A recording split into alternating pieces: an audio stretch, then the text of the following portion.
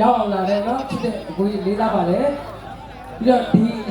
နောက်တန်းလူတွေကိုမလေးစားလို့ပြောတာမဟုတ်တော့ရှေ့တန်းလူတွေကိုလေးစားတယ်ရှေ့ဆုံးမှာဟုတ်တော့ရေးမောလာအားပေးတာရှေ့ဆုံးကလူတွေကိုဟိုဟာလေးစားတယ်ကိုကျင်းနဲ့စားတယ်နော်ဘာလို့လဲဆိုတော့တညာလုံးပွဲကြည့်နေတော့ဒီလိုပြန်လဲပြန်အဲ့ကောင်မှငါဖတ်တယ်နေမှာဘယ်လိုပေါ့ပြလဲ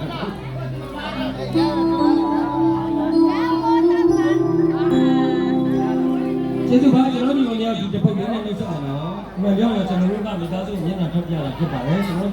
အတန်လည်းမကောင်းပါဘူးရုပ်လည်းမချောပါဘူးသို့တော်ကျွန်တော်တော်လည်းရေးမှာလည်းတော့လုပ်နေပါလားခင်ဗျာကျွန်တော်တို့မိသားစုကိုရုပ်ထွက်ပြတယ်ဖြစ်အငိမ့်ကြရင်ကျွန်တော်တို့ပြန်ပြန်ပါပါတာပဲလားနော်အဲ့ဆိုတော့